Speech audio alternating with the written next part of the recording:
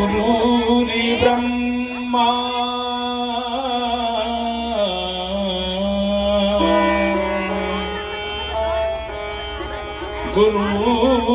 गुरुर्विष्णु गुरुर्देव महेश्वरः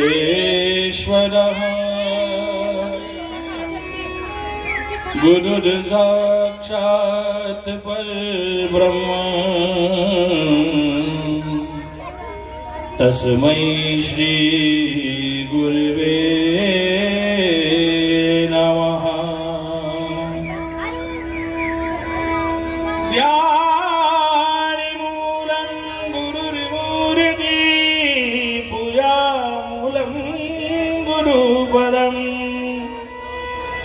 मंत्रमूलं गुरुर्वाक्यं मोक्षमूलं गुरुर्कृपा। नागेन्द्रहाराय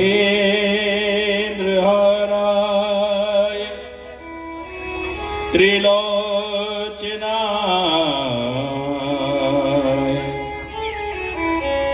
भस्मांगरागाय महेश्वराय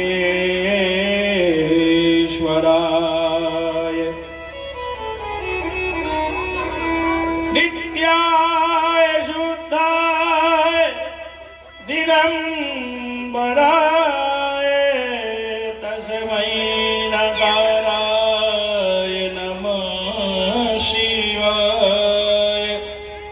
ओम ओंकार बिंदु संयुक्तम नित्यं ध्यायन्ति योगिनः कामदं मोक्षदं च ओंकाराय नमो नमः।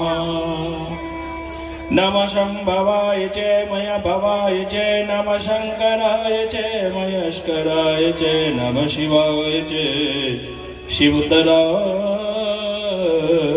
च।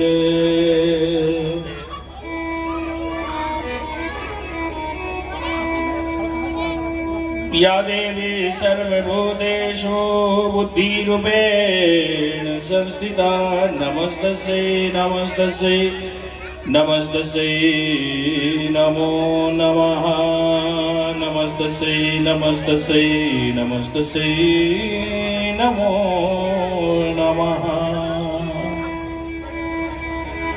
नारायणं नमस्कृत्य नरं चैव नरोत्तमं देवी सरस्वतीं व्यासं ततो जयमुदीरयेत्। कृष्णाय वासुदेवाय देवकी नंदनाय च नंदगोपकुमाराय गोविंदाय नमो नमः। बोलो हर हर महादेव, बोलो हर हर महादेव।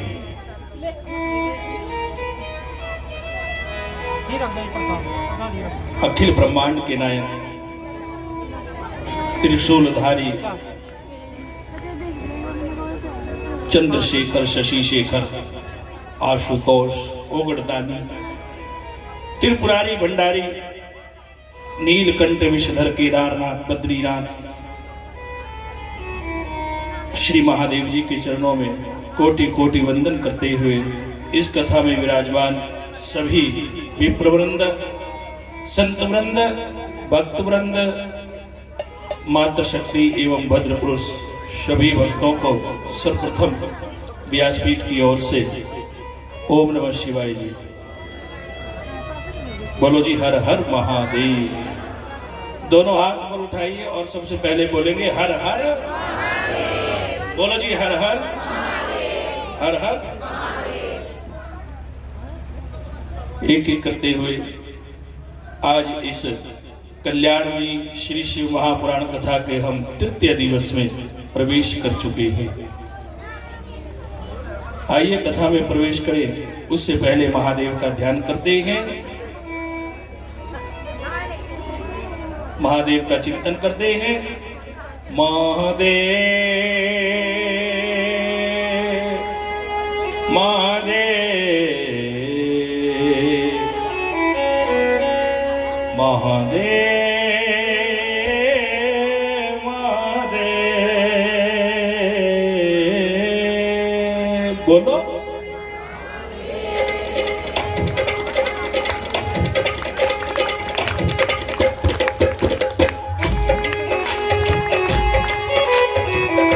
ये हो मीठी मीठी तालियां बजाते हुए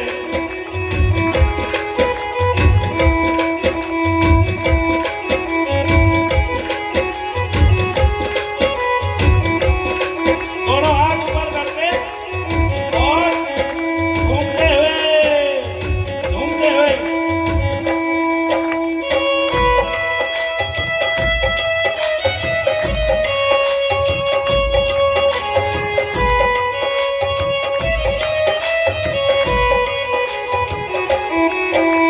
दोनों हाथ उठाइए और ताली बजाइए।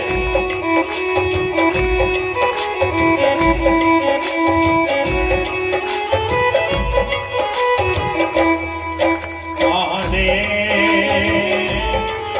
महादेव महादेव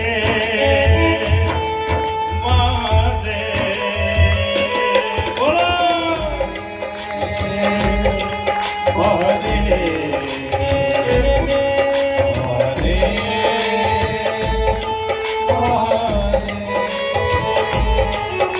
दोनों हाथ पर उठा करके ताली बजाएं, क्योंकि कल आपकी वीडियो YouTube पर सब भक्तजन देखेंगे। बोलो महादेव महादेव महादेव महादेव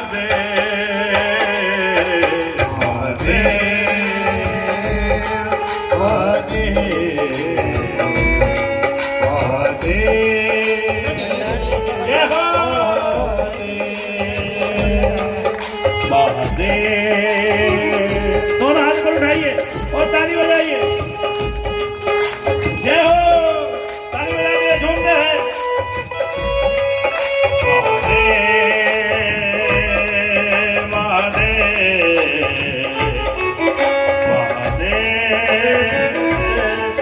महादेव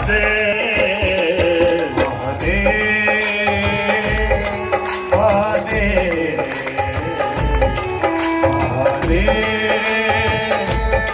महादेव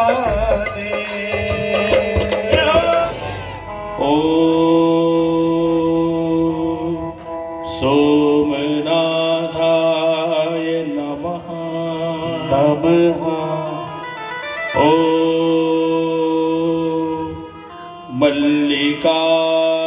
मल्लिकार्जुनाय नमः नमः।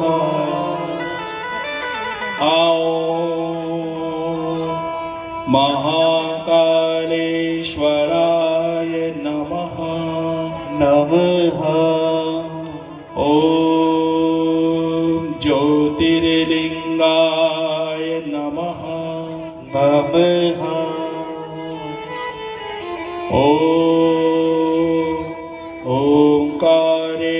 ओंकारेश्वराय नमः नमः।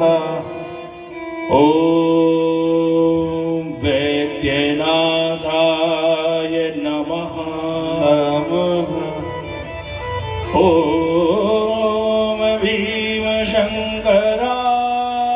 नमः नमः। ॐ ज्योतिर्लिंगाय नमः नमः।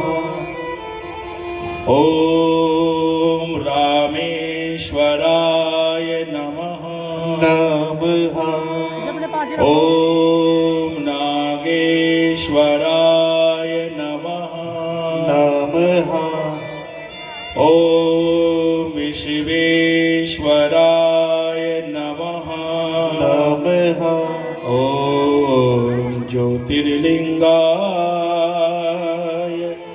नमः नमः। ॐ त्र्यंबकेश्वराय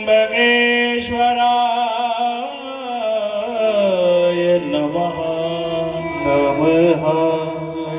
ॐ केदारेश्वराय नमः नमः। सूक्ष्मेश्वराय नमः नमः। ओम ज्योतिर्लिंगाय नमः नमः। ओम ज्योतिर्लिंगाय नमः। बोलो हर हर महादेव।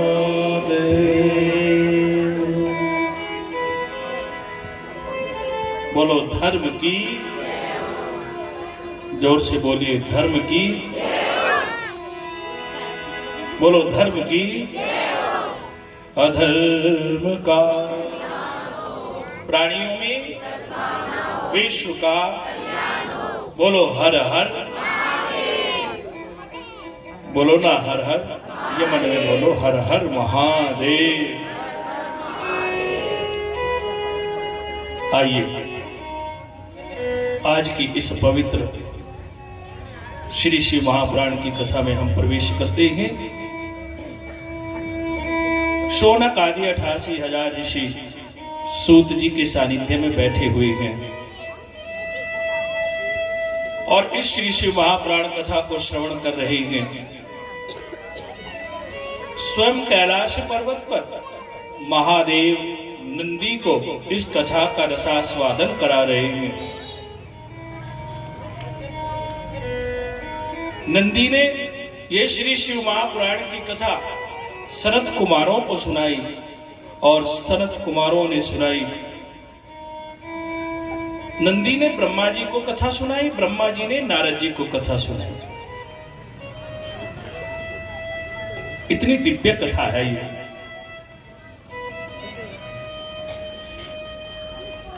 शौनक आदि 88,000 ऋषि सूत जी से पूछने लगे, महाराज हम ये जानना चाहते हैं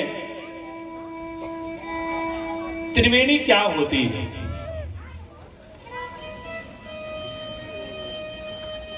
त्रिवेणी किसे कहते हैं? तो ऐसा तो कोई व्यक्ति है ही नहीं जो त्रिवेणी को नहीं जानता। बताइए त्रिवेणी किसे कहते हैं?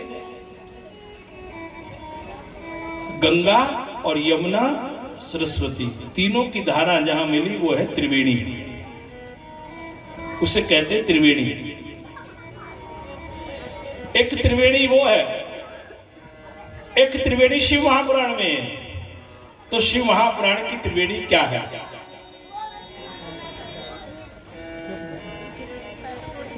शिव पुराण के अनुसार त्रिवेणी क्या है? तो कहा शिव पुराण की त्रिवेणी विशेष है। बोलो जी हर हर, बोलो जी हर हर, बोलो श्री शिवाय नमस्तुभ्यम, बोलो श्री शिवाय नमस्तुभ्यम, श्री शिवाय नमस्तुभ्यम, श्री शिवाय नमस्तुभ्यम, श्री शिवाय नमस्तुभ्यम। बोलो हर हर। ये त्रिवेणी क्या है? तो कहा शिव पुराण के अनुसार त्रिवेणी है महादेव की भस्म। ये जो त्रिपुंड है महादेव का, यही त्रिवेणी है।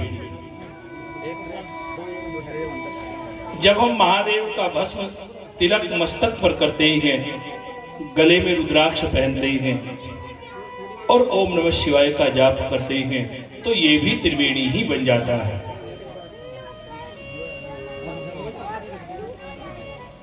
शौनक आदि 88,000 ऋषि सूत जी से पूछने लगे और कहने लगे, हे गुरुदेव हम आपसे ये जानना चाहते हैं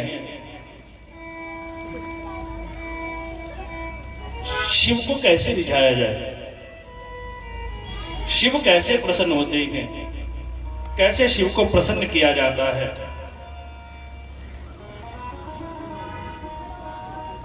कौन कौन से उपाय हैं? ऐसा कोई साधारण उपाय बताइए जिससे कि हम शिव को प्रसन्न कर सके। क्योंकि यदि शिव प्रसन्न हो जाते हैं तो जीव के सब कष्ट मिट जाते हैं। ऐसे ही हैं शिव। हम ये जानना चाहते हैं महादेव की आराधना कैसे करें, महादेव की पूजा कैसे करें। सूत जी कथा सुनाने लगे। आइए हम उस कथा में प्रवेश करें। बोलो हर हर। महादेव ने सबसे पहले कहा कि मेरी पूजा यदि करना चाहते हैं, आप मुझे अपना इष्ट मानते हैं, तो सबसे पहले जैसे मैं सब कुछ छोड़कर शमशान में बैठा हूं, आप ग्रस्त में रह करके भी विरक्त बन जाए। महादेव के कहने का तात्पर्य है, मैं तो शमशान में बैठा हूं, आप शमशान में ना बैठे, लेकिन घर में भी विरक्त बन जाए, सन्यासी की तरह जीवन व्यतीत करें।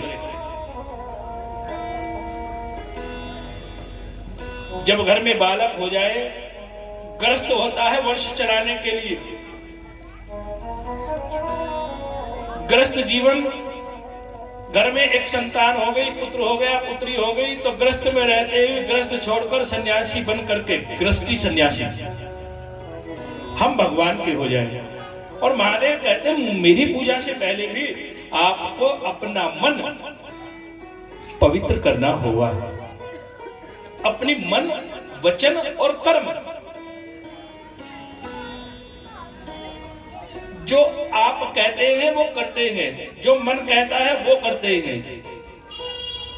जब तक आप मन, वचन और कर्म तीनों से शुद्ध नहीं होंगे, तब तक मेरी आराधना से आपको कुछ मिलने वाला नहीं है। भगवान कहते पहले तो मन को समझाना।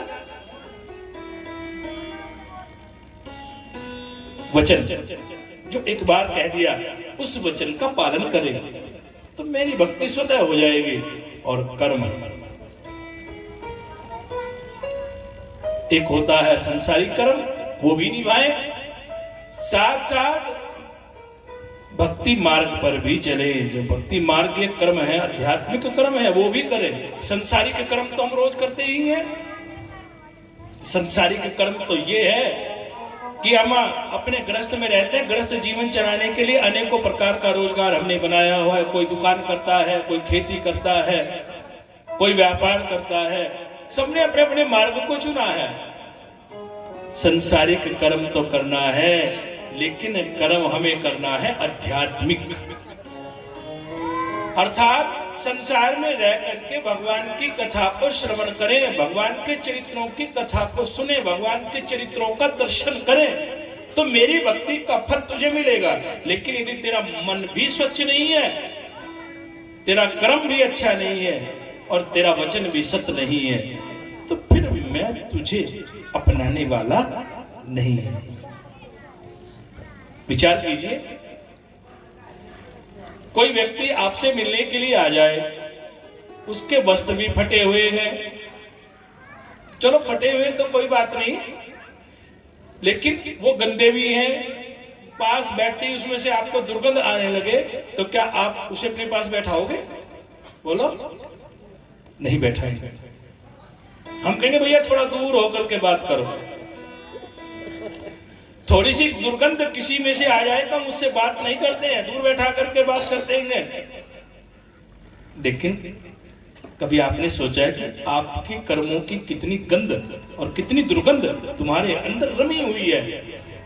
जब तुम भगवान के पास जाओगे तो क्या भगवान तुम्हें अपने पास बैठाएंगे? भगवान तुम्हें अपनाएंगे? जब हम साधारण जीव भी किसी दुर्गंध वाले व्यक्ति को अपने पास नहीं बैठाते, तो जिसके अंदर बुराई रूपी, दुर्गुण रूपी गंध जिसमें छिपी हुई हो, तो क्या महादेव उसे बैठाएंगे अपने पास? नहीं बैठाएंगे। महादेव कहते कर्म संवार ले। कर्म खोटे तो ईश्वरी के भजन गाने से क्या होगा, किया परहेज ना फिर तो दवा खाने से क्या होगा। जिस प्रकार से हम कितनी भी अच्छी दवाइयां खाएं, लेकिन यदि हमने परहेज नहीं किया तो लाभ होने वाला नहीं है। तो जब तक तुम्हारा कर्म, तुम्हारा वचन, तुम्हारा धर्म, सब मन वचन कर्म ये उत्तम नहीं होगा, कर्म खोटे तो ईश्वर के भजन गाने से क्या होगा, किया परहेज ना फिर तो दवा खाने से क्या होगा। मुसीबत तो टलेगी बस मेहनत के थपेड़ों से,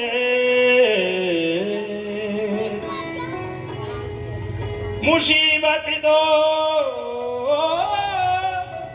टलेगी बस मेहनत के थपेड़ों से, मुकद्दर पर भरोसा कर बैठ जाने से क्या होगा।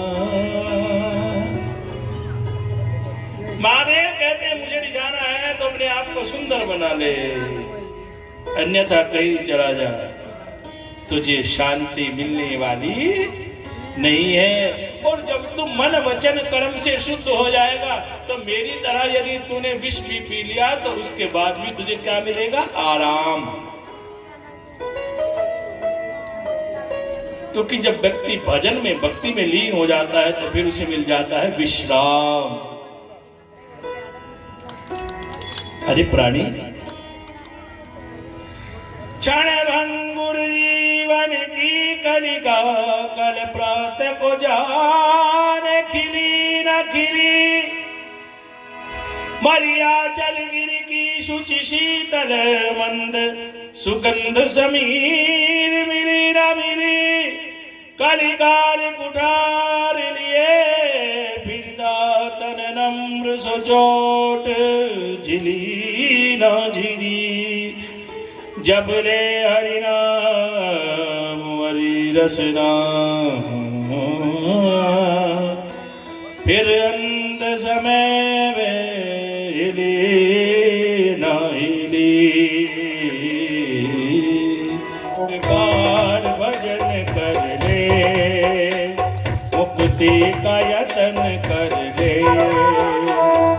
बार भजन कर ले मुक्ति का यतन कर ले, एक बार भजन कर ले मुक्ति का यतन कर ले, एक बार भजन कर ले मुक्ति का यतन कर ले, कट जाएगी 84 बोलो, कट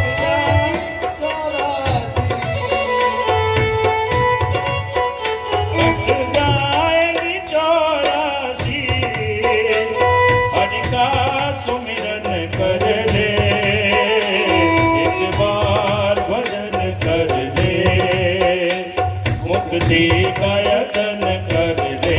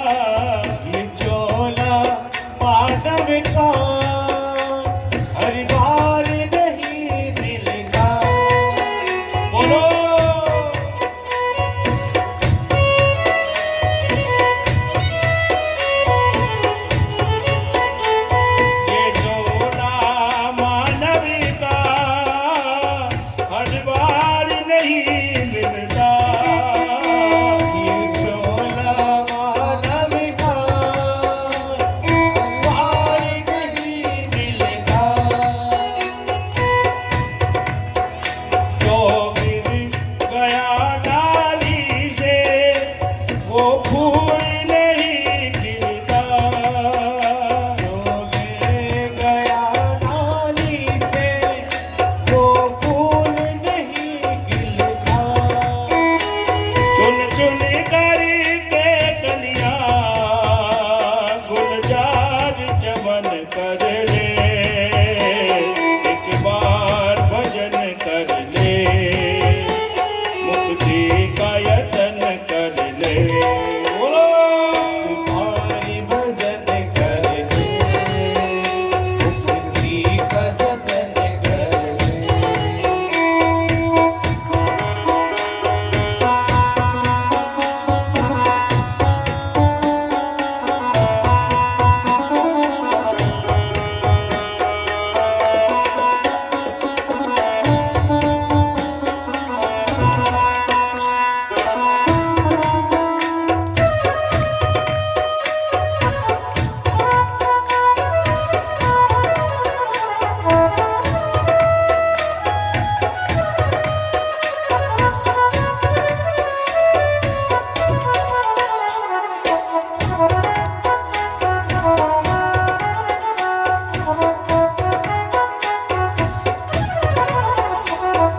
कानों से सुन तू और संतों की वाणी, इंसानों से सुन तू हर संतों की वाणी।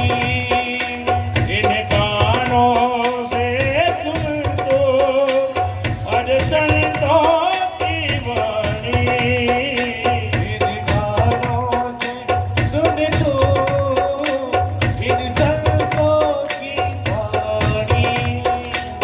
वाणी को सुन करके बन जा पूर्ण ज्ञानी, वाणी को सुन करके बन जा पूर्ण ज्ञानी।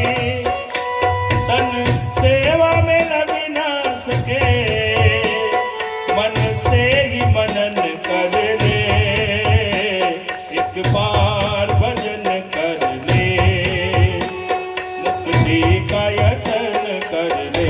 बोलो बार भजन कर ले, मुक्ति का जतन कर ले।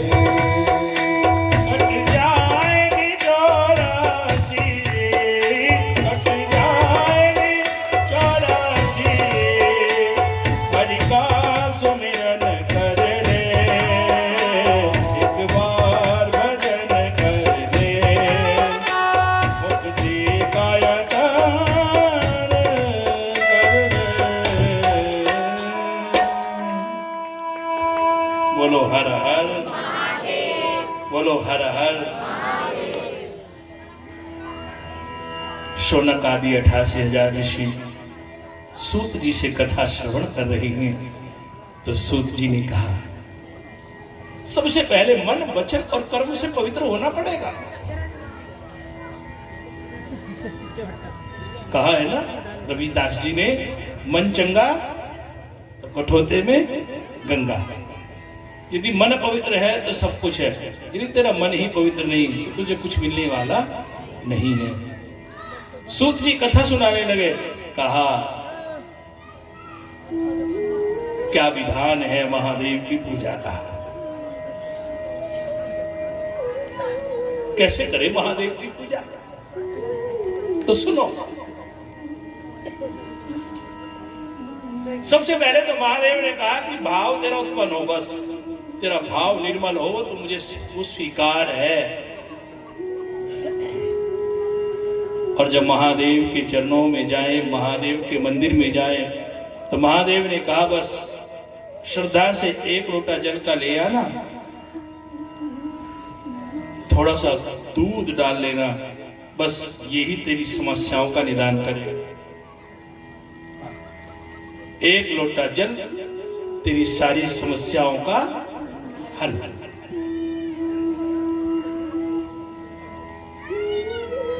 भोर की बेला में सबसे पहले उठिए। जब भोर में उठते हैं तो शास्त्र कहते हैं, सबसे पहले भूमि माता को प्रणाम करना चाहिए, धरती माता को प्रणाम करना, जय हो पृथ्वी माता। और फिर अपने हाथों को देखिए, क्योंकि इन हाथों में सब कुछ है। कारागृह बसते लक्ष्मी, कर मध्य सरस्वती, कर मूले गोविंदम, प्रभाते कर दर्शनम। इन हाथों में लक्ष्मी जी का दर्शन करें और उसके बाद इन हाथों को ऐसे कर लें। फिर महादेव के नाम का जप करें, जो भी आप मंत्र जानते हैं। ओम नमः शिवाय 5 बार कम से कम बोले। बोलो ओम नमः शिवाय, ओम नमः शिवाय, ओम नमः शिवाय, ओम नमः शिवाय। और 5 ही बार बोले एक महादेव जी का प्यारा मंत्र, महादेव जी को प्रणाम, श्री शिवाय नमस्तुभ्यम। बोलो ना 5 बार, श्री शिवाय नमस्तुभ्यम, श्री शिवाय नमस्तुभ्यम, श्री शिवाय नमस्तुभ्यम, श्री शिवाय नमस्तुभ्यम। और फिर शौच आदि से निवृत्त होकर के हमें महादेव का ध्यान करना है। 1 लोटा जल का भरें और महादेव के चरणों में लेकर के जाएं। महादेव के मंदिर में जब जाते हैं तो महादेव को प्रणाम करें। अब महादेव की पूजा करें तो कौन सी दिशा में मुंह करके करें? मैं भी 2 दिन हो गए मंदिर में जा रहा हूं, पहले भी कथा हुई है तो मैं आया हूं यहां पर, तब भी मंदिर में गया तो महादेव के शिवलिंग को जल चढ़ाया। अक्सर जितने भी मंदिर है उनका मुख होता है पूर्व दिशा की ओर। जब हम मंदिर में प्रवेश करते हैं तो आपका मुंह कौन सी दिशा में होगा? देखो समझते जाना जी, तभी आप समझ पाओगे। मंदिर का मुंह कौन सी दिशा में होता है? जोर से बोलो। है पूरब दिशा में। और जब आप मंदिर में प्रवेश करेंगे तो आपका मुंह कौन सी दिशा में होगा? पश्चिम में हो गया ना। तो जब महादेव के मंदिर में प्रवेश हुआ तो कहते जो शिवलिंग होता है ना, उसका जो सामने वाला भाग होता है पूरब दिशा वाला, वो महादेव का मुख होता है।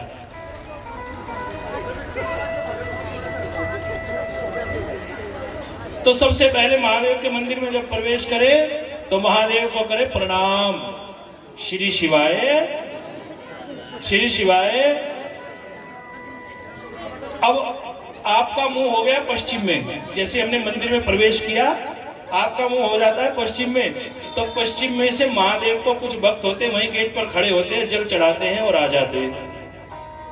अक्सर 80% भक्त ऐसे ही मिलेंगे। जैसे घर मंदिर में प्रवेश किया, दरवाजे पर खड़े हुए महादेव के सामने और जल महादेव को अर्पित किया और प्रणाम करके वापस लौट आए। तो वो महादेव का मुख है पूर्व दिशा में। कुछ भक्त होते हैं पीछे आ जाते हैं शिवलिंग के, जो है महादेव का पृष्ठ भाग, वहां से खड़े होकर के जल चढ़ाते पूर्व दिशा में मुंह करके। ये भी उत्तम नहीं है। सामने से चढ़ाते तो महादेव के आने का मार्ग है वो, उस मार्ग से महादेव आते हैं। पीछे से खड़े होते तो महादेव का पीछे का भाग है, पृष्ठ भाग है। तो महादेव को यदि प्रसन्न करना है, शिव महापुराण में आया है, अपना मुख कर लीजिए उत्तर दिशा में।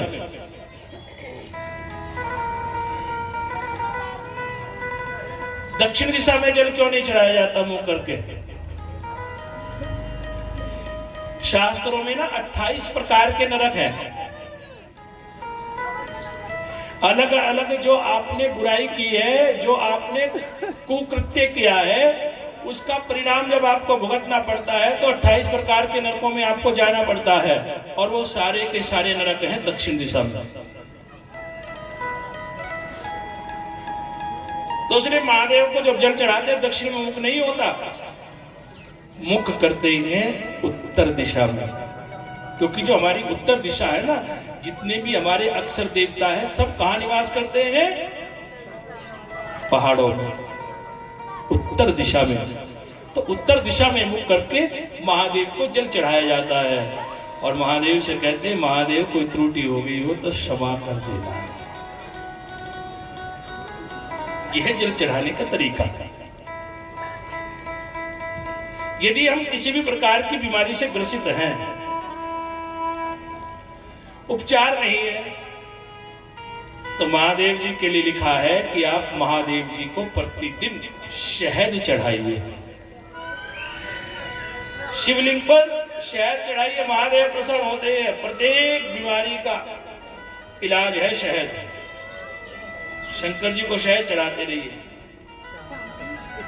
एक दिन में तो बीमारी कटने वाली नहीं। आपने महीना चढ़ाया, 2 महीना चढ़ाया, जब तो ठीक नहीं हुए, चढ़ाते रहो, जाता क्या है।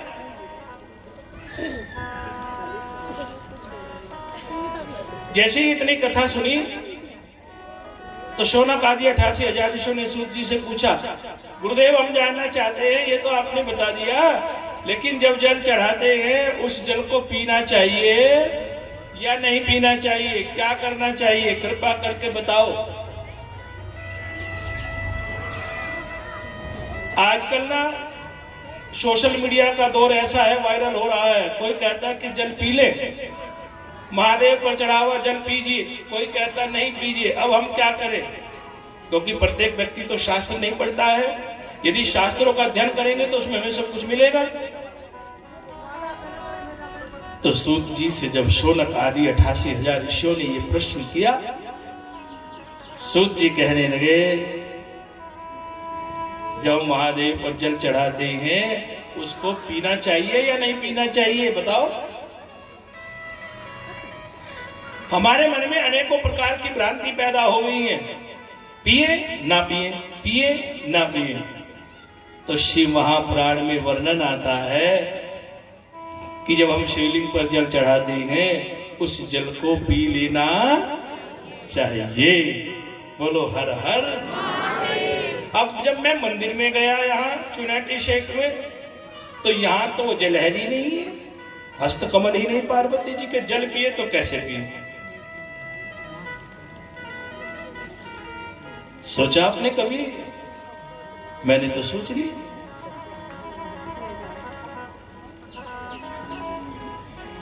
और शिवलिंग के ऊपर महादेव का जो सबसे प्रिय आभूषण है, बताओ क्या है। महादेव को सबसे प्रिय आभूषण कौन सा है, बताओ। नाग देवता है शंकर जी के पास आपके यहाँ? तो ध्यान क्यों नहीं कर रहे हो भाई? महादेव जी ने इशारा कराया मुझे। भाई आप महिला है और पुरुष है, जब महिलाएं कहीं जाती है तो सज धज करके जाती है, तो अपने जो आभूषण वो पहनती है ना। यदि आपके आभूषण आपके पास ना हो तो कैसे लगेंगे आप? भाई लोग भी कहीं जाते हैं तो सोने की रिंग डाल के जाते हैं हाथ में, ताकि लगे। तो भाई महादेव का आभूषण है, माला एक ही तो है, सर्प, वो भी महादेव जी के पास रही है। तो आगे मेरा निवेदन रहेगा शिव महापुराण के बाद कि महादेव जी के मंदिर में ये व्यवस्था होनी चाहिए। अच्छा, कौन से शिवलिंग की पूजा करे, कौन से की नहीं करे?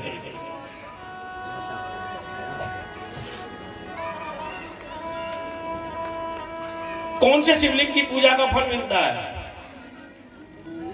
3 अलग अलग तरीके से शिवलिंग होते हैं। कुछ होते हैं इतने से, कुछ होते हैं इतने, और कुछ होते हैं इतने।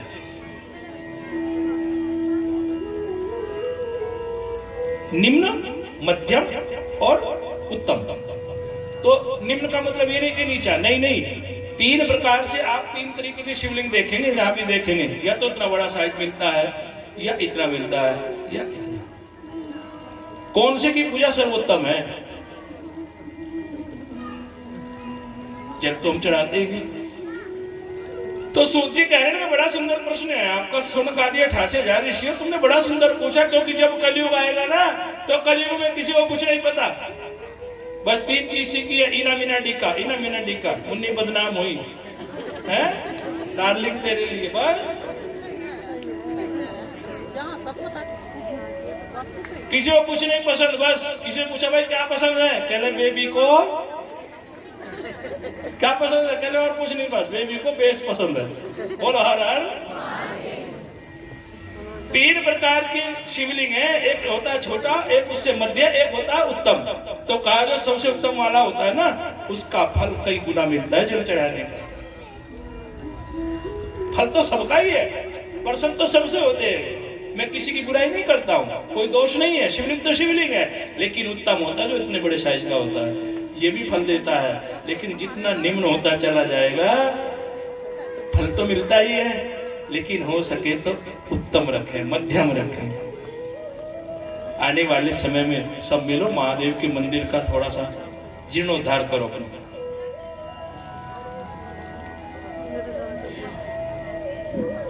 सूत जी ने कथा सुनाते हुए शौनक आदि 88,000 ऋषि कहने लगे, अच्छा ये तो बताओ तुम मुझे, सर्वोत्तम शिवलिंग? कहने लगे सबसे सर्वोत्तम शिवलिंग वो होता है जिसका 1000 गुना फल आपको मिलता है जल चढ़ाने का, जिसे कहते हैं स्वयंभू, शंभू शिवलिंग। शंभू शिवलिंग जानते हैं, जो समभूमि से प्रकट होता है, उस शिवलिंग की पूजा करें। आपके आसपास है कोई शंभू शिवलिंग, कोई जानता है? जो समभूमि से प्रकट हो, शंभू, उस शिवलिंग की पूजा करें। जैसे कि जब आप जाते थे तीतरो क्षेत्र से हैं, तो वहां है बरसी का मेला लगता है, महादेव का शिवलिंग है, वहां पूजा करें आप जाकर। और यदि आप इधर से हैं,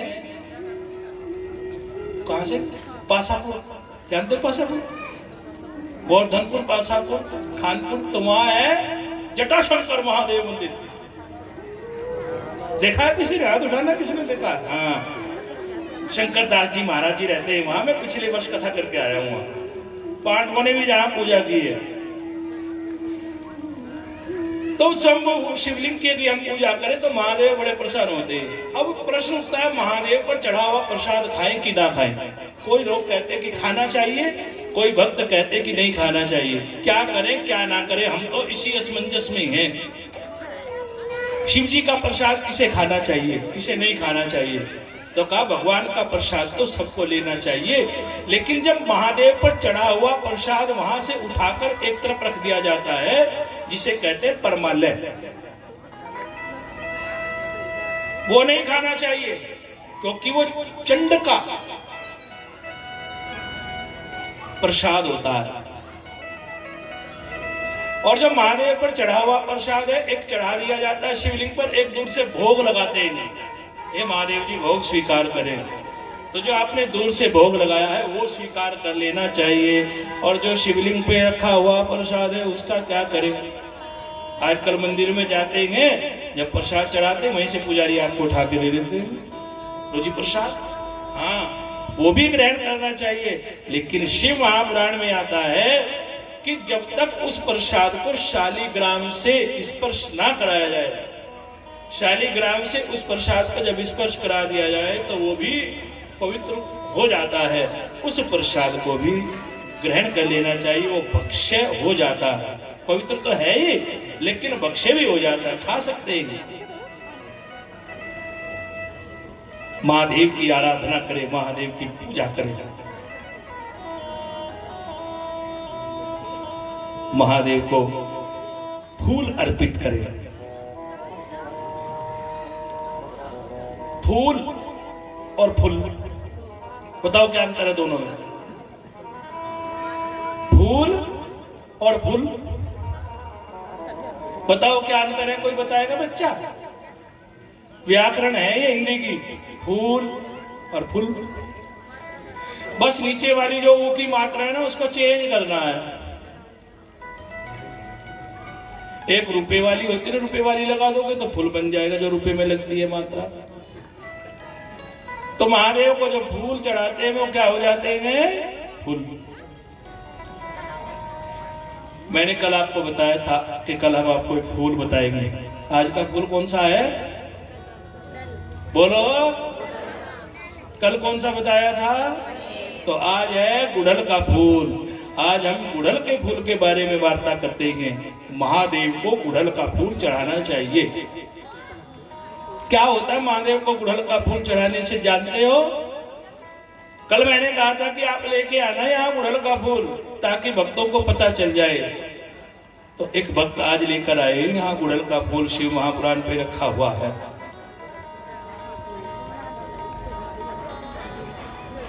समझ गए ना? गांव में तो जानते हैं, शहरों में नहीं पता लोगों को। तो ये है गुड़हल का फूल, ये महादेव को चढ़ाइए। प्रतिदिन एक फूल सुनते रहिए, जीवन को अपने कामयाब बनाइए। शिव महापुराण में लिखा, मैं अपनी ओर से नहीं बोलूंगा। इस दुनिया में ऐसा कोई व्यक्ति नहीं जिसका शत्रु नहीं है।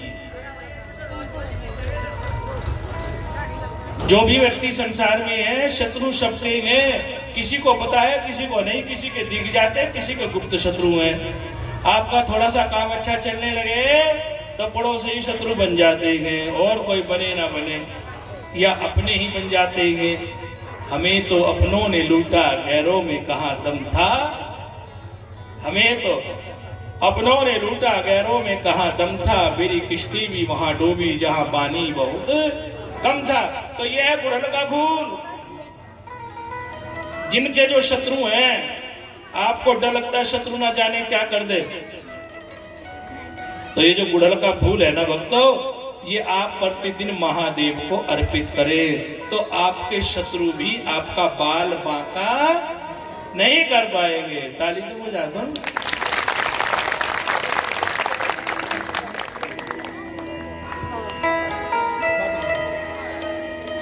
बोलो जी हर हर।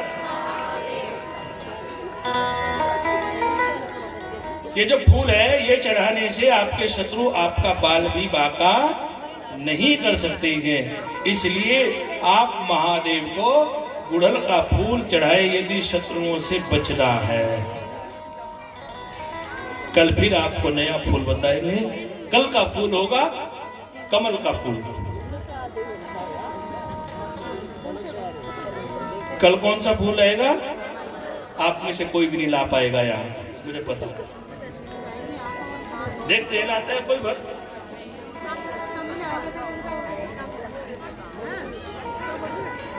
हमने तभी तो कहा कि नहीं आ पाएगा।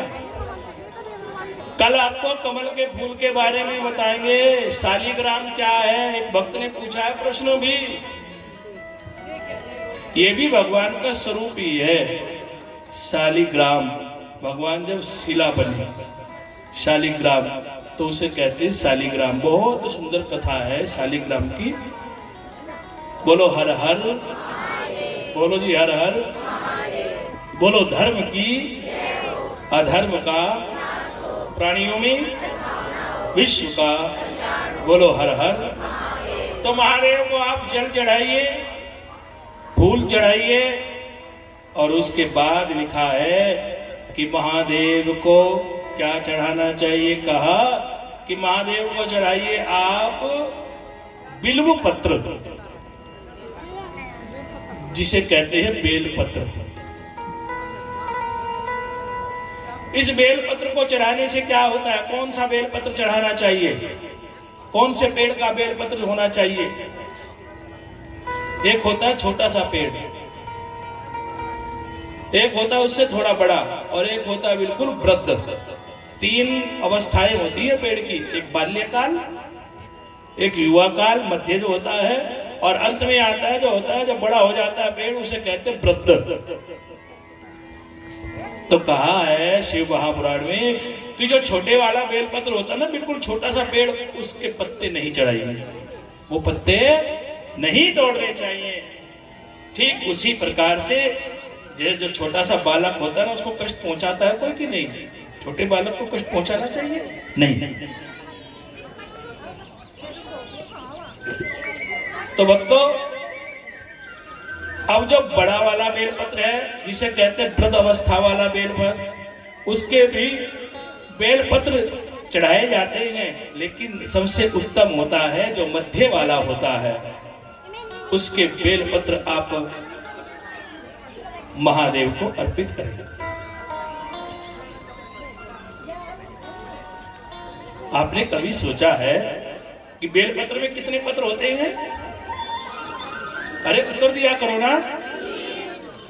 बोलो हर हर, बोलो हर हर।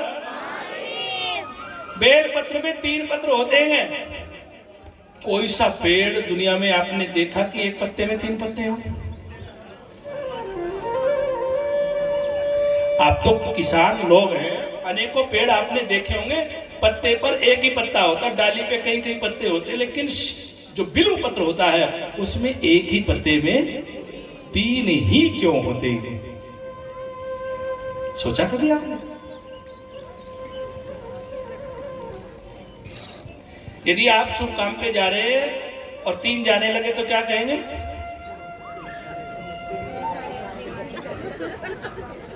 तीन तो 6 नहीं होते। आपको गागा लेडी जाना पड़ जाए, मोटरसाइकिल आपकी है और आप 3 लोग हो जाए तो क्या कहेंगे? भैया 2 पहले बैठो, एक बाद में बैठे ना, थोड़ा सा चला के। 3 घर से अच्छे नहीं होते। लेकिन महादेव को जो पुष्प चढ़ाए जाते हैं, जो पत्र चढ़ाए जाते हैं, बेल पत्र, वो कितने हैं एक पत्ते में?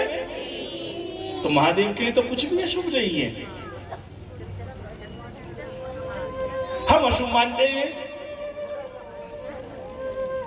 4 को अच्छा मानते, 3 को काना मानते, 4 कहां चलते हैं बताओ? 3 को तो अशुभ मानते हैं ना, और जब 4 चले गए उसे अच्छा मानते हैं कि नहीं? वो तो अच्छा होता है 4, लेकिन 4 कहां जाते हैं? वाह भाई वाह, 4 अच्छे हैं, 4 तो अच्छे है ही नहीं। जब शादी होती है तो वहां भी उठाने वाले 4 ही होते हैं, डोली को उठाने वाले भी, और अंत में अर्थी को उठाने वाले भी 4।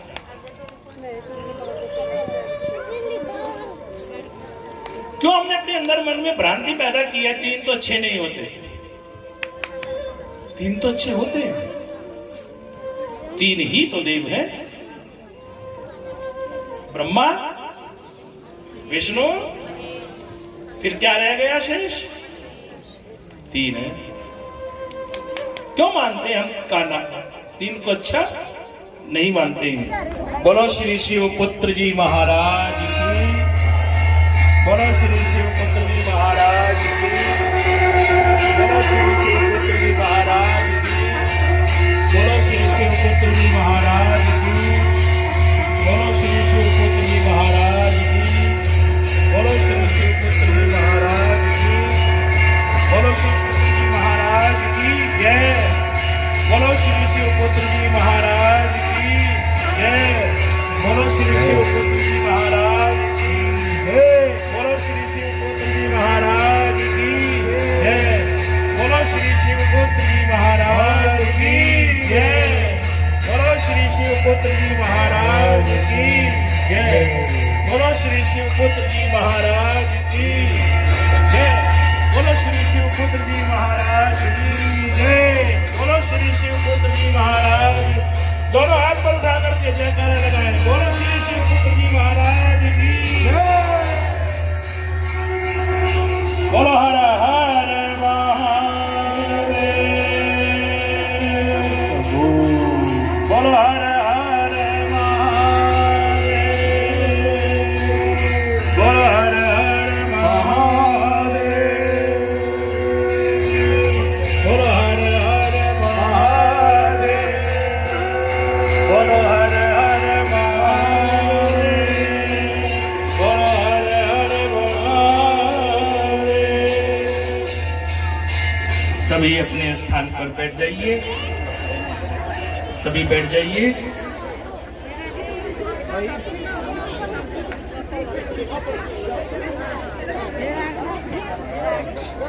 बोलो हर हर,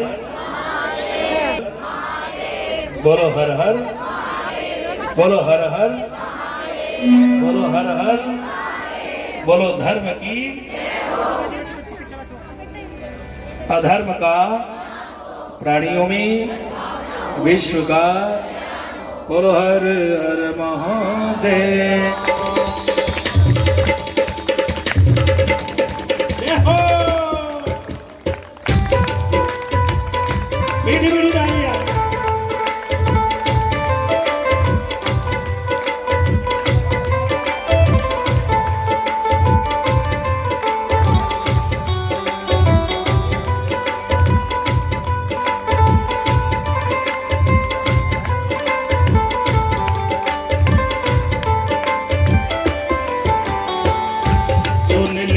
भोले अर्जी हमारी सुन ले ओ भोले अर्जी हमारी तारो न तारो ये है मर्जी तुम्हारी सुन ले ओ भोले अर्जी हमारी तारो न तारो ये मर्जी तुम्हारी सुन ले ओ भोले बोलो विधि विधि तालियों के साथ।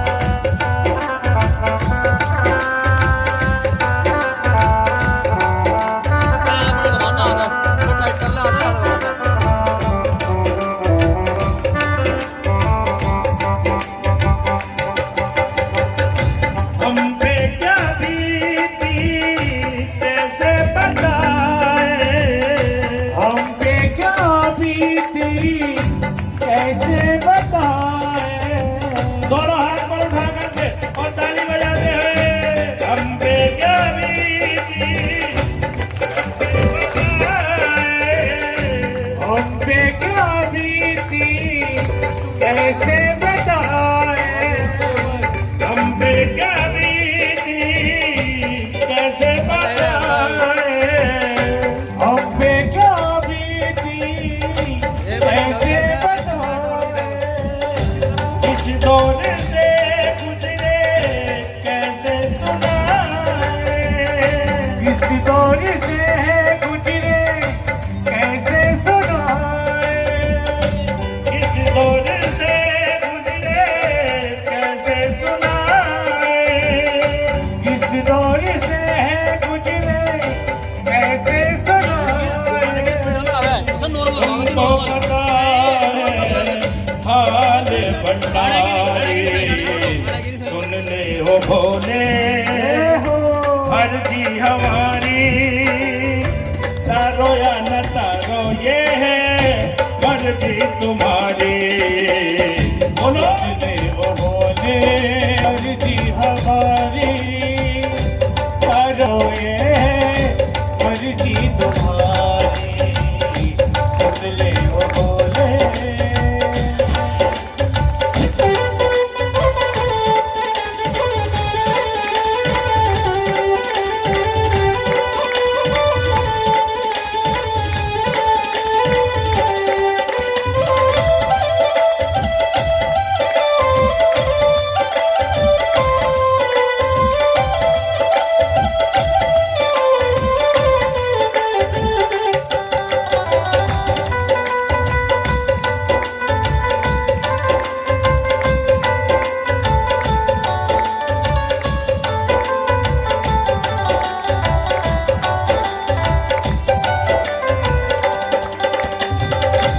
लाजी पे आज बाबा आने न पाए लाज पे आज बाबा आने ना पाए लाज पे आज बाबा आने न पाए लाज पे आज बाबा आने ना पाए जाए तो जान जाए मान न जाए जाए तो जान जाए आने ना जाए सारा जमाना है इसका शिकारी बोलो सुन ले हो भोले सभी बोलो ना एक बार ताली बजाते हुए हाँ ला ला ला ला ला ला ला ला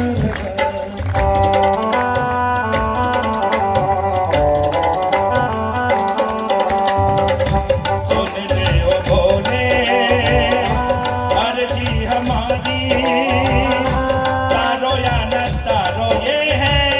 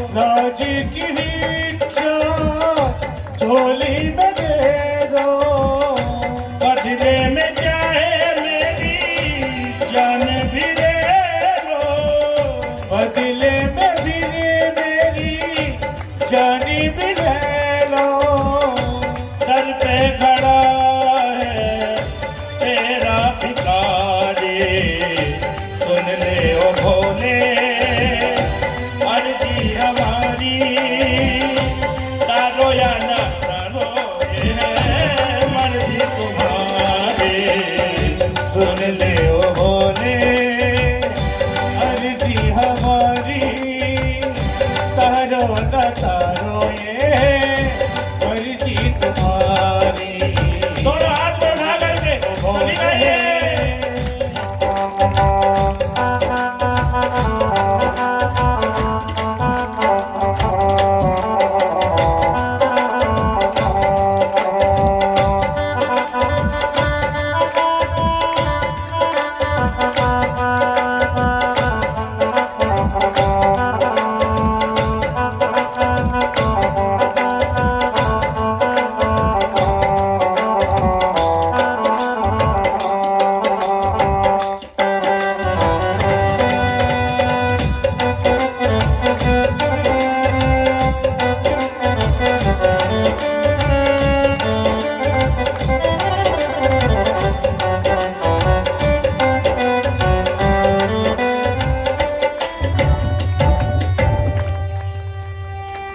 सुन ले ओ भोले, एक बार सभी बोलेंगे मेरे साथ, सुन ले ओ भोले, बोलो ना। अर्जी हमारी तारो या न तारो ये है मर्जी तुम्हारी। सुन ले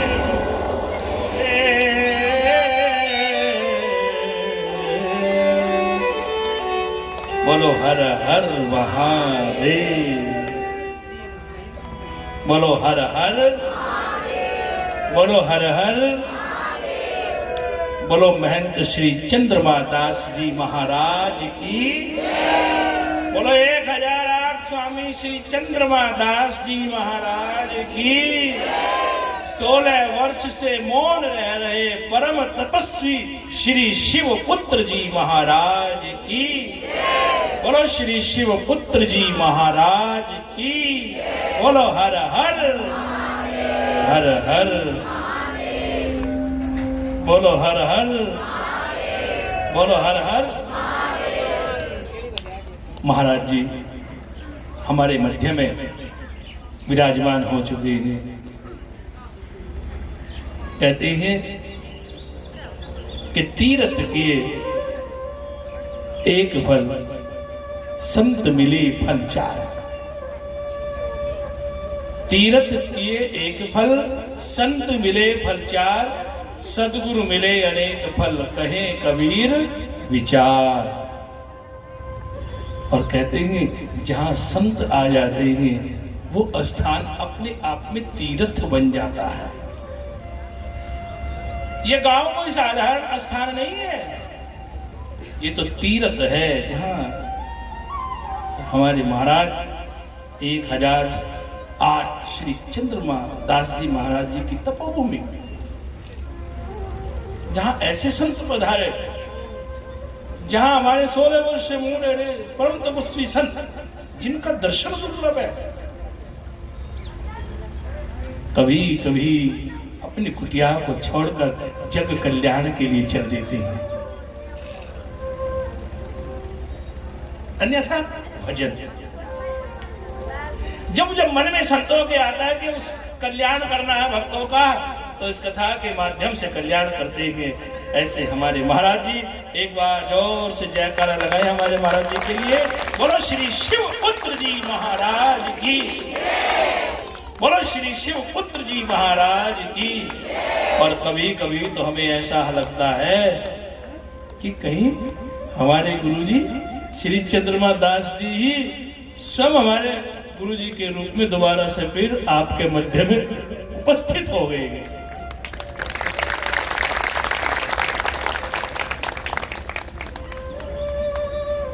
पंथ तो है अनेक, पंथ तो है अनेक, पर सनातन धर्म जैसा कोई पंथ नहीं है। पंथ तो है अनेक, पर सनातन धर्म जैसा कोई पंथ नहीं है। कंथ तो है अनेक, पर कृष्ण जैसा कोई कंथ नहीं है।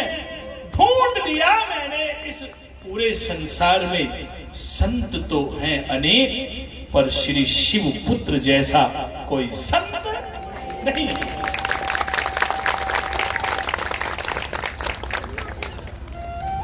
क्या अपना स्वार्थ है महाराज जी का? नहीं, स्वार्थ होता तो फिर भक्ति ही क्यों करते? जैसे आप अपने घरों में, आपके पास रहने का मकान है, 5 बीघा 10 बीघा सबके पास अपने पुश्तैनी जमीन भी है, तो क्या महाराज जी भी धनवान नहीं है? सब कुछ त्याग दिया। जैसे आपके पास सब कुछ है, महाराज जी का भी जब जन्म हुआ तो सब कुछ है, अपना परिवार है, रहने के लिए अच्छी व्यवस्थाएं हैं। जैसे खेती आपके पास है, स्वामी जी के पास भी है, लेकिन सबको छोड़कर उस डमरू वाले की खोज में चल दिए, क्योंकि ये संसार न जाने कब ठुकरा दे। ये अपनाने में भी देर नहीं करता और ठुकराने में भी देर नहीं करता, लेकिन महादेव जिसे अपना लेता है उसे कभी ठुकराता नहीं है। उस डमरू वाले की खोज में है महाराज जी। एक बार ताली बजाओ जोर से महाराज जी। तो मैं आपको कथा सुना रहा था ना, 3 काने बताते हैं, काने हैं 3, लेकिन जब महादेव को बेलपत्र चढ़ाते हैं तो कितने होते हैं? 3। वहां क्यों नहीं सोचते आप?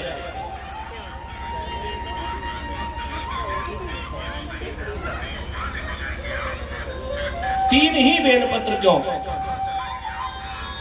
तो अलग अलग संतों का मत है। एक संत ने कहा कि ये बेलपत्र नहीं है, इसमें तो स्वयं ब्रह्मा, विष्णु और महेश तीनों विराजमान हैं, इसलिए बेलपत्र महादेव को चढ़ाया जाता है। 3 देवता हैं और 3 ही लोक हैं, एक मृत्यु लोक, एक पाताल लोक और एक धाम है परमात्मा का। क्यों कहते हैं 3 काने हैं? महादेव ने कहा जिसे जिसे भी संसार ने अशुभ समझा ना, महादेव आपको ज्ञान दे रहे हैं कि जिसे भी लोग अशुभ समझते हैं ना, उसे मैंने स्वीकार किया है। तू चिंता मत कर, ये दुनिया तुझे ठुकराए तो क्या हुआ, मैं हूं ना। सांप को कोई गले में डालेगा क्या? कोई सर्प को गले में डालता है क्या? लेकिन महादेव ने गले में डाला है। एक महादेव को मैंने देखा है कि जिंदा सर्प महादेव के गले में होता है, और एक मैंने महाराज जी को देखा है, शंकर जी के तो गले में है, महाराज जी तो हाथों में लेके खेलते हैं सांपों से। देखिए किसी ने वो वीडियो, एक बार महाराज जी ने स्टेटस पर लगाया था, सांपों से खेलना ऐसे नहीं रखा, ये नाम ऐसे नहीं हुआ शिवपुत्र। लोग दूध पीते हैं, जहर को कोई पीता है नहीं।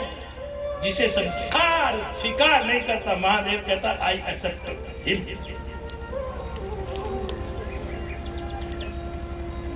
विष मेरे पास लाओ, मैं पीऊंगा। और क्या क्या बताऊं, कैसे है महादेव।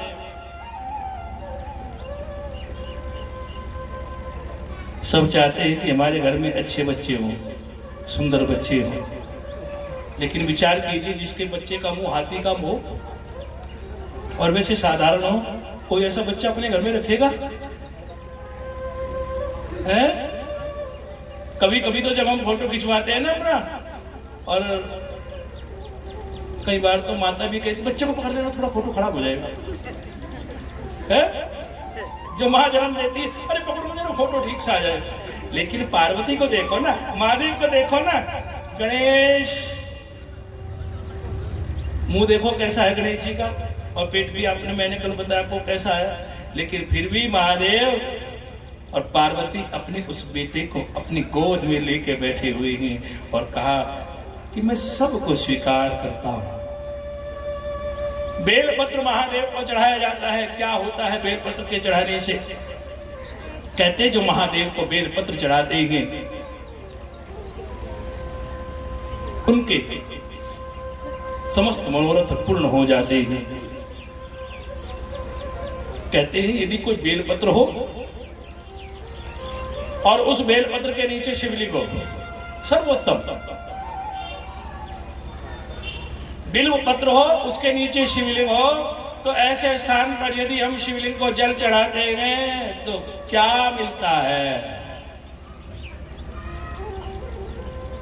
उसके बदले में क्या फल प्राप्त होता है। ढूंढो ऐसा स्थान जहां शिवलिंग हो और उसके ऊपर बेल पत्र हो, बेल पत्र के मूल में शिवलिंग है, तो ऐसी जगह जब हम जल चढ़ाते हैं महादेव को, तो कहते हैं ऐसी जगह जल चढ़ाने से व्यक्ति महादेव का धाम प्राप्त कर लेता है। सदा सदा के लिए कैलाश पर्वत पर महादेव के साथ रहता है। इतनी बड़ी मान्यता है बिल्वपत्र की। जब कभी जीवन में चिंता सताए,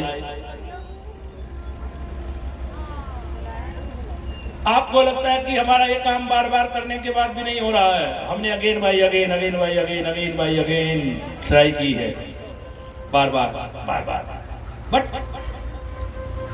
हम अपने लक्ष्य को पाने में समर्थ नहीं हो रहे हैं। किसी भी प्रकार से हम समस्या से ग्रसित हैं, हमें नींद नहीं आती है, गोली खाते हैं तो नींद आ जाती है, गोली नहीं मिलती तो नींद नहीं आती।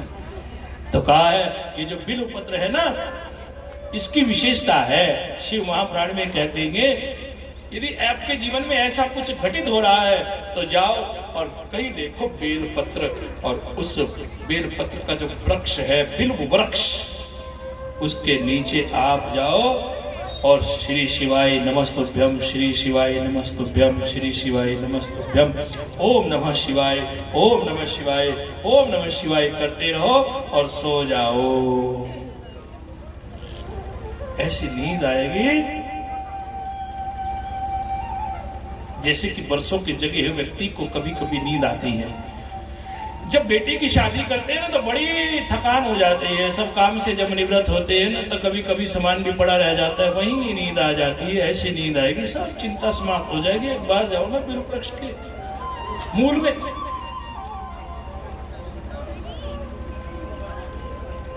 कहते हैं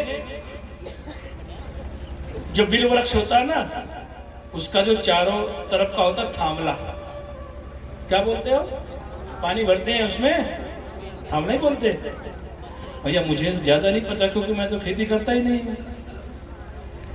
हमें तो महादेव जी ने हाथ पकड़ा है, और जब से हमारे महाराज जी ने हाथ पकड़ा है तो हमें तो समय ही नहीं है।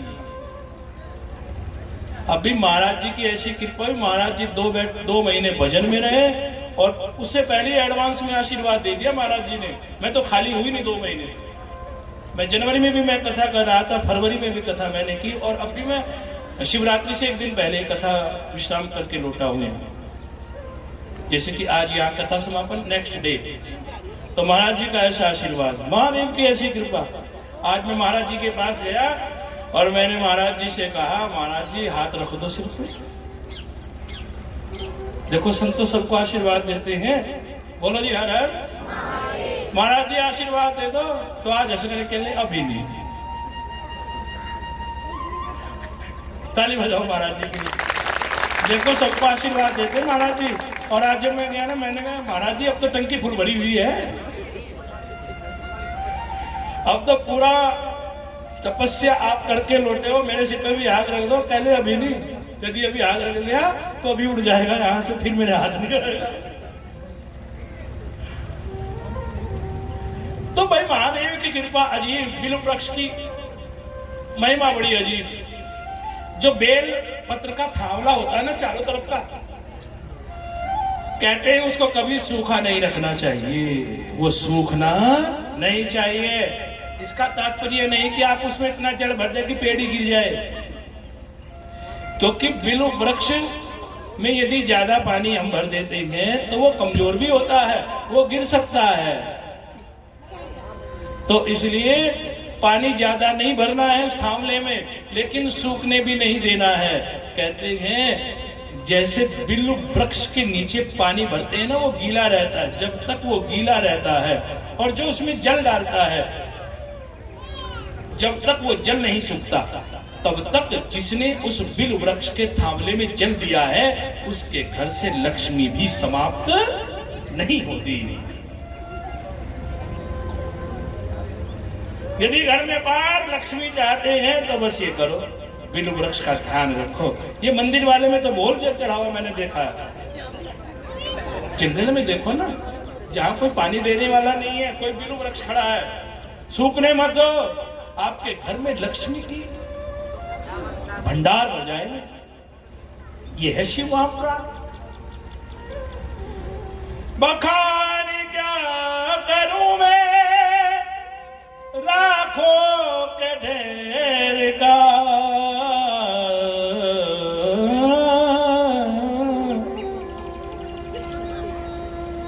बोलो हर हर, जोर से बोलो ना, हर हर। दोनों हाथ पर उठाइए और बोलिए हर हर, हर हर। बखान क्या करूं मैं लाखों के ढेर का, चपटी भभूत में है खजाना कुबेर का। भक्तों को कभी तूने निराश ना किया। ऐसे महादेव भोले भंडारी भक्तों को कभी तूने निराश ना किया, और मांगा जिन्होंने जो भी वो वरदान दे दिया। है गंगाधार मुक्ति द्वार ओंकार तू, आया शरण तिहारे हमें पार तार तू।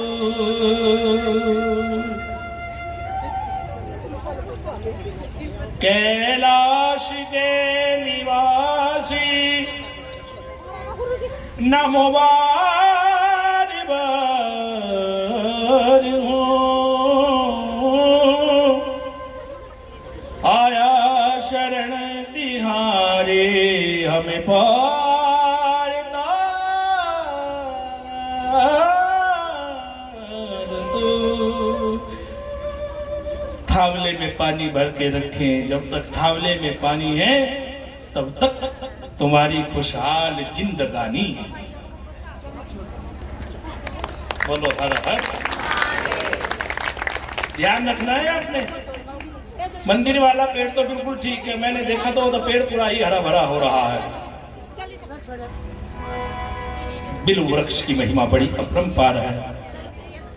कहते बेल का पेड़ है, और बेल के पेड़ के नीचे बैठाकर किसी साधु को यदि भोजन कराया जाए, किसी ब्राह्मण को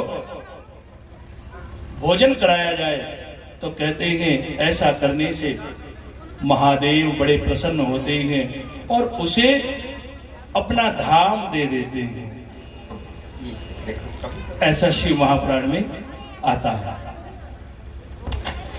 बोलो हर हर, बोलो हर हर, बोलो धर्म की अधर्म का नाश हो, प्राणियों में विश्व का। बोलो हर हर महादेव, बोलो हर हर। जोर से दोनों हाथ पर उठाइए और बोलो हर हर, बोलो हर हर, बोलो हर हर। तो ऐसी बिल्व वृक्ष की महिमा है। जो बिल्व वृक्ष को सींचता है, बिल्व वृक्ष की पूजा करता है, उसकी महादेव समस्त मनोकामना पूर्ण करते हैं। आइए एक बड़ा प्यारा भजन। बोलो हर हर। तेरे दर को मैं छोड़ कहाँ जाऊं कि अब दूजा कोई और ना दिखे।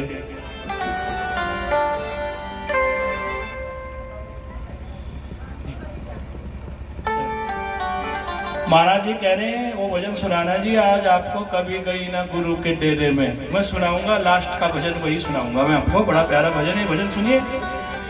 तेरे दर को मैं छोड़ कहाँ जाऊं कि तुझा कोई और ना दिखे। बोलो, तेरे दर को मैं, बोलो ना, ऐसे थोड़ी काम।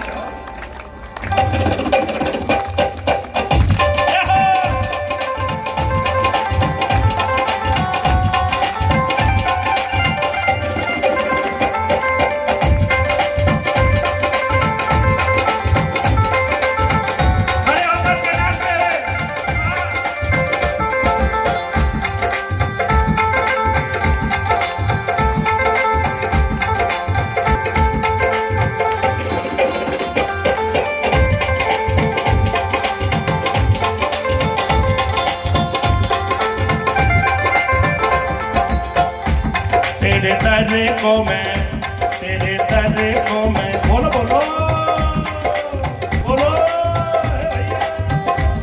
तेरे दर को मैं छोड़ कर जाऊं कि तुझा कोई और न दिखे।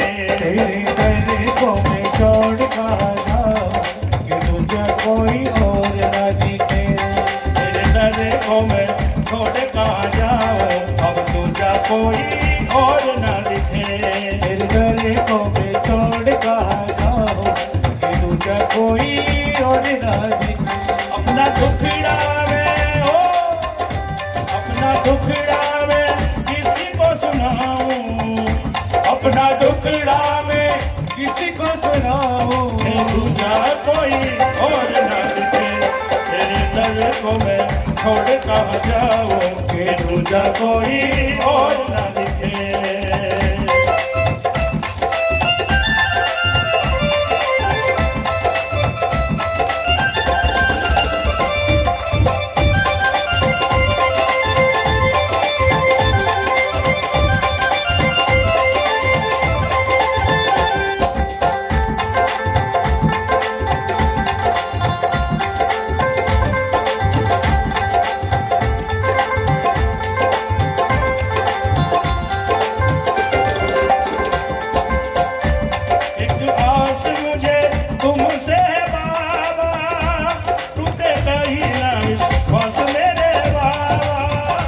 टूटे कहीं न विश्वास मेरे बाबा। एक आस है तुमसे बाबा, टूटे कहीं न विश्वास मेरे बाबा। टूटे कहीं न विश्वास मेरे बाबा। तेरे सिवा कहाँ, तेरे सिवा कहाँ झोली फैलाओ कि तुझा कोई और न दिखे। तेरे दर को मैं छोड़ता जाऊं कि तुझा कोई और न दिखे।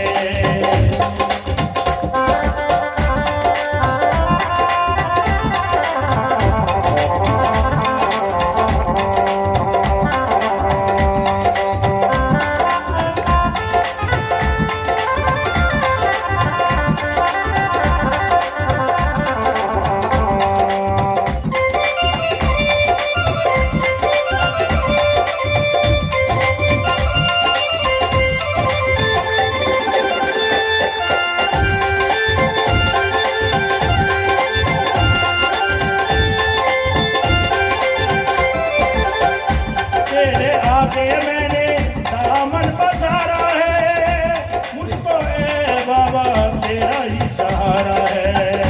मुझको है बाबा तेरा ही सहारा है। तेरे आगे बाबा दामन पसारा है, मुझको है बाबा तेरा ही सहारा है। मुझको है बाबा तेरा ही सहारा है। कहाँ जाऊं जाके, बोलो हर कहाँ जाऊं जाके दुखड़ा सुनाओ कि तुझा कोई और ना दिखे। तेरे दर को मैं छोड़ कहाँ जाओ कि तुझा कोई और ना दिखे। तेरे दर को मैं छोड़ कहाँ जाऊं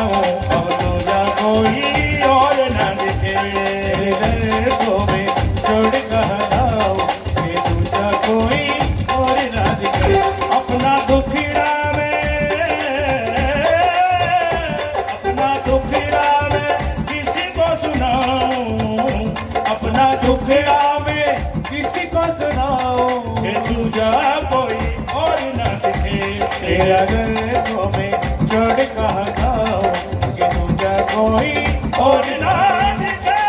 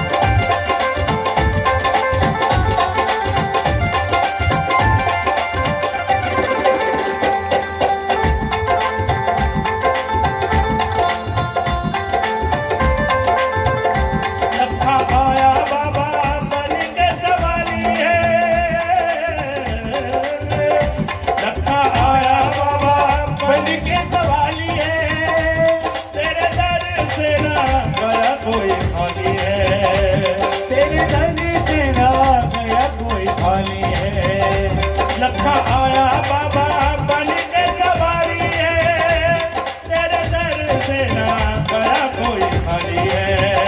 कैसे गीत में कैसे गीत में निराश होके गाओ।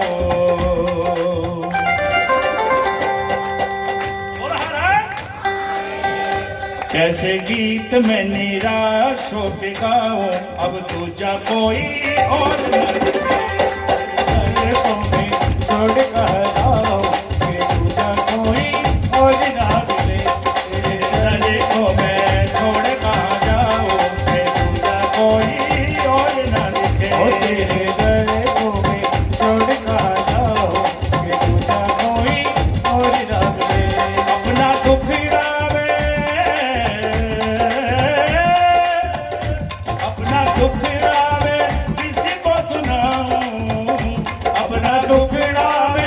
किसी को सुनाओ कि दूजा कोई और ना दिखे। तेरे दर को मैं छोड़ कहाँ जाऊं कि दूजा कोई और ना दिखे। तेरे दर को मैं छोड़ कहाँ जाऊं कि दूजा कोई और ना दिखे। तेरे दर को मैं छोड़ कहाँ जाऊं कि दूजा कोई और ना दिखे। तेरे दर को मैं छोड़ कहाँ जाऊं कि दूजा कोई और ना दिखे। तेरे दर को मैं छोड़ कहाँ जाऊं कि दूजा कोई और ना दिखे। तेरे दर को मैं छोड़ कहाँ जाऊं कि दूजा कोई और ना दिखे। तेरे दर को मैं छोड़ कहाँ जाऊं कि दूजा कोई और ना दिखे।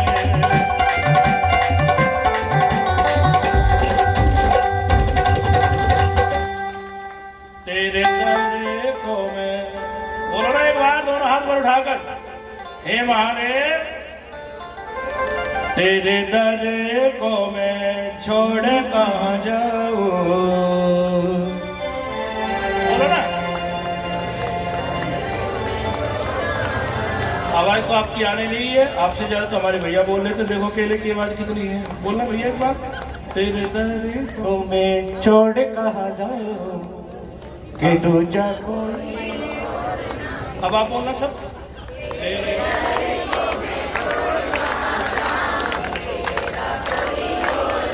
अब आप ये कहोगे जितने हम सारे इतना तो किल्ला बैठा। बोलो जी हर। हाँ बोलो हर। तेरे दर को मैं छोड़ कर जाऊं दूजा कोई और ना दिखे। अपना दुखड़ा में अपना दुखड़ा में किसी को सुनाऊं कि दूजा कोई और ना दिखे। बोलो हर हर।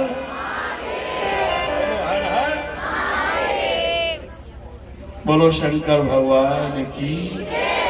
तो बिल्व पत्र की बड़ी महिमा है।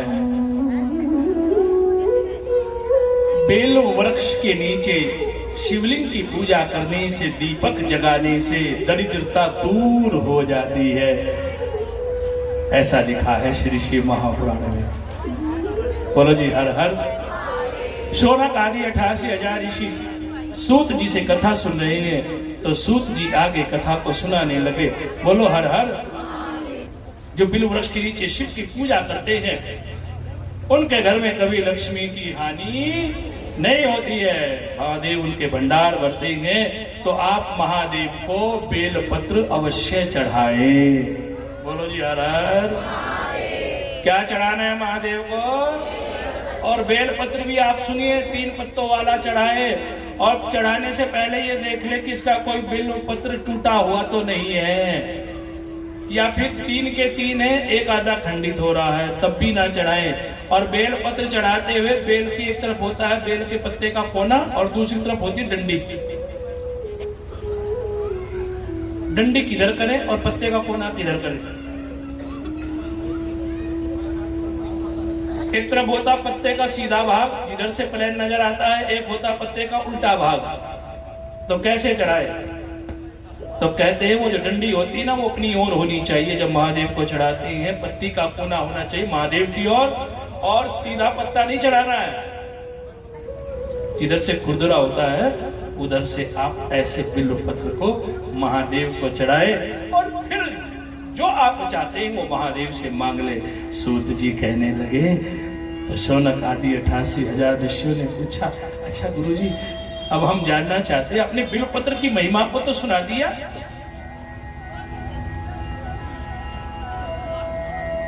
हम ये भी जानना चाहते हैं रुद्राक्ष की महिमा क्या है। अब की बार आपके भाग जागने वाले हैं, क्योंकि जिस दिन कथा का समापन होगा, विश्राम होगा, उस दिन महाराज जी के हाथ से आपको रुद्राक्ष वितरण किया जाएगा। इस शिव महापुराण का फल आप सभी को यहां रुद्राक्ष वितरित किया जाएगा। अभी आपका भाग्य है किसे मिले और किसे ना मिले।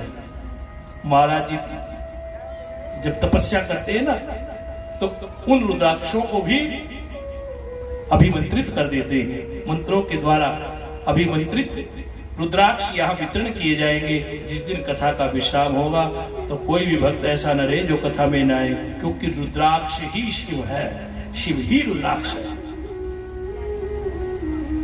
रुद्राक्ष किसे धारण करना चाहिए, किसे नहीं करना चाहिए, ये किसने पूछा?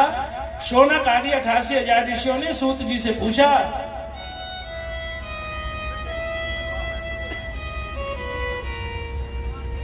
कौन रुद्राक्ष पहने कौन ना पहने? तो कहा कि जिस घर में मांस का सेवन होता है उसे रुद्राक्ष नहीं पहनना चाहिए, पहला नियम। जिस घर में मदिरा का सेवन होता है तो रुद्राक्ष मत पहनो।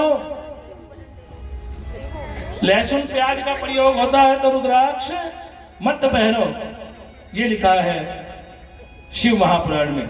यदि सुखों से छुटकारा पाना चाहते हो तो सुन लो सूत्र। शिव जी के मंदिर में जाइए, महादेव के मंदिर में जाइए, और उसमें चौका लगाइए, उसकी सफाई कीजिए। जितना मैल शिव मंदिर का आप हटाओगे, आपके जिंदगी के उतने दुख दूर हो जाएंगे। एक लोटे से क्या होगा? है? आप तो एक लोटा जल का चढ़ाया, ठीक है, एक लोटा जल सारी समस्याओं को हल जरा करके देखो। 2-4 महीने मंदिर में जाओ, मंदिर में सफाई करो, पूरा मंदिर काला करके रख दिया तुमने, मैंने देखा है। मंदिर के जो जाले हटाता है ना, मंदिर में जाले, मकान के जाले तो हटाते, मंदिर के जाले कभी हटाए? जो मंदिर के जाले हटाता है, महादेव उसकी जिंदगी में उजाला कर देता है।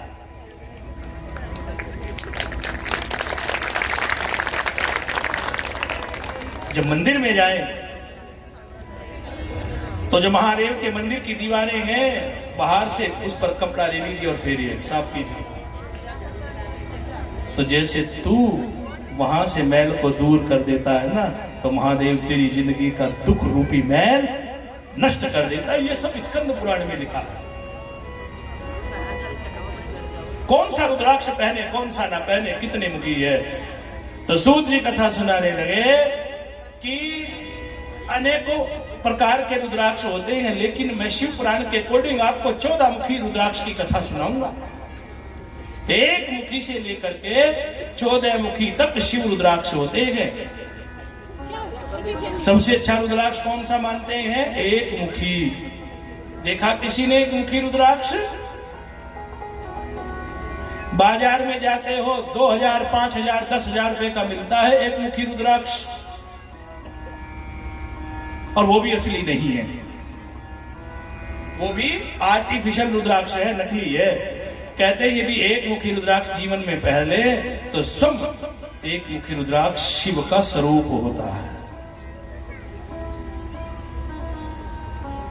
उसमें महादेव का निवास होता है, वो अपने आप में ब्रह्म होता है, इसलिए एक मुखी रुद्राक्ष धारण किया जाता है। शिव की कृपा मिल जाती है। दो मुखी रुद्राक्ष, दो मुखी रुद्राक्ष का मतलब क्या? तो कहा कि दो मुखी रुद्राक्ष होता है शिव और पार्वती का स्वरूप। यदि दो मुखी रुद्राक्ष हम जीवन में पहनते हैं तो शिव और पार्वती दोनों की कृपा हो जाती है। इसके बाद 3 मुखी रुद्राक्ष। 3 मुखी रुद्राक्ष पहनने से क्या लाभ होता है? कहते हैं यदि 3 मुखी रुद्राक्ष पहनते हैं तो उसमें ब्रह्मा, विष्णु और महेश तीनों का निवास होता है, इसलिए 3 मुखी रुद्राक्ष पहना जाता है। 4 मुखी रुद्राक्ष। 4 मुखी रुद्राक्ष पहनने से क्या होगा? कहते 4 मुखी रुद्राक्ष स्वयं ब्रह्मा का स्वरूप होता है।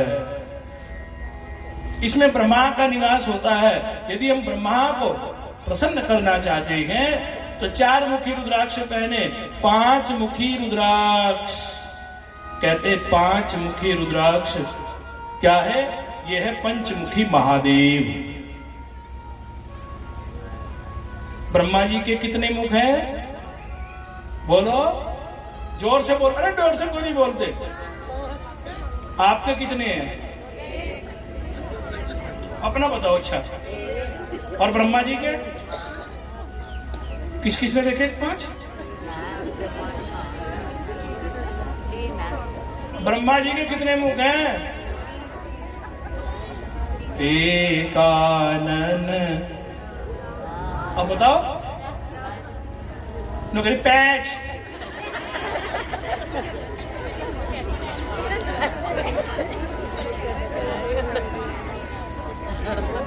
कितने हैं भाई? बाकी आपकी भाषा बड़ी अच्छी लगती है। जब मैं आपके यहाँ आऊं ना कथा करना, 4। कितने मुख हैं?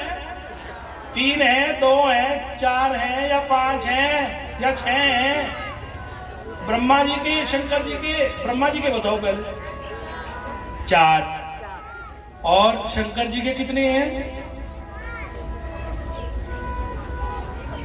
ब्रह्मा जी के भी 5 मुख थे, एक मुख तो कट गया। कल सुनाऊंगा कथा आपको कैसे कटा। कल आपको हम बहुत प्यारी कथा सुनाएंगे। कल की कथा प्यारी होगी। कल को क्या दिन है? दिन क्या है? सोमवार में शंकर जी की पूजा क्यों होती है? महीने दिन तो और भी हैं सप्ताह में, लेकिन जब शिव की पूजा की जाती है तो कौन सा दिन चुना गया है? सोमवार। तो सोमवार में शिव जी की पूजा क्यों होती है? मंगल में क्यों नहीं होती? बुध में क्यों नहीं होती? वीरवार में क्यों नहीं होती? शुक्रवार में क्यों नहीं होती? शनि में क्यों नहीं होती? इतवार में क्यों नहीं होती? सोमवार में ही महादेव की पूजा क्यों? ये सुनाऊंगा कल आपको, क्योंकि कल सोमवार है। तो सोमवार की जो विशेष कथा है वो कल हम आपको सुनाएंगे। बोला हर हर। और ब्रह्मा जी के कितने मुख थे? गुड़िया ने पहले बोला 5। तो 5 ही थे, लेकिन 4 रह गए। वो मैं आपको कल सुनाऊंगा। 5 मुखी रुद्राक्ष ये होता है भगवान शिव का। 6 मुखी रुद्राक्ष कार्तिकेय का रूप होता है। 7 मुखी रुद्राक्ष कहते हैं यदि घर की निर्धनता को दूर करना है तो कनेर का फूल महादेव को चढ़ाए और 7 मुखी रुद्राक्ष गले में धारण करें। यदि लक्ष्मी की कृपा चाहते हैं तो दो चीज समझ लीजिए, प्रतिदिन कनेर का फूल शंकर जी को चढ़ाओ। ये शिव पुराण में लिखा, अपनी ओर से नहीं बताऊंगा मैं। कनेर का फूल शंकर जी को चढ़ाओ और महादेव का नाम लेकर के 7 मुखी रुद्राक्ष गले में धारण कर लो, कभी पैसे की कमी घर में नहीं रहेगी। जब दोबारा कथा करने आए और आपको लगे कि लाभ हुआ है तो कुछ थोड़े बहुत पैसे हमें भी दे दे, महाराज जी को भी दे देना। 8 मुखी रुद्राक्ष, जो भैरव के उपासक होते हैं वो 8 मुखी रुद्राक्ष पहनते हैं। 8 मुखी रुद्राक्ष पहनने से भैरव देवता प्रसन्न होते हैं। 9 मुखी रुद्राक्ष होता मां दुर्गा का स्वरूप। 9 मुखी रुद्राक्ष पहनने से मां दुर्गा प्रसन्न होती है और 10 मुखी रुद्राक्ष स्वयं भगवान विष्णु होते हैं। जो 10 मुखी रुद्राक्ष पहनते हैं उन पर विष्णु भगवान की कृपा होती है। 11 मुखी रुद्राक्ष ये भी शिव का स्वरूप होता है। 12 मुखी रुद्राक्ष वो होता है जो संत महात्माओं को आपने देखा होगा बालों में ग्रहण करते हैं, बालों में धारण करते हैं। 13 मुखी रुद्राक्ष वो भी शिव का है और 14 भी शिव का है। तो ये मैंने आपको बताए 14 मुखी रुद्राक्ष। तो इसमें से आप यदि धारण करना चाहते हैं तो 5 मुखी रुद्राक्ष आपको मिल जाएगा जरूर बाजार में। 5 मुखी रुद्राक्ष धारण करो, शिव की कृपा पाओ। और भैया यदि धन चाहिए, लक्ष्मी चाहिए तो 7 मुखी रुद्राक्ष धारण करें। बोलो हर हर, बोलो श्री शिवाय नमस्तुभ्यम।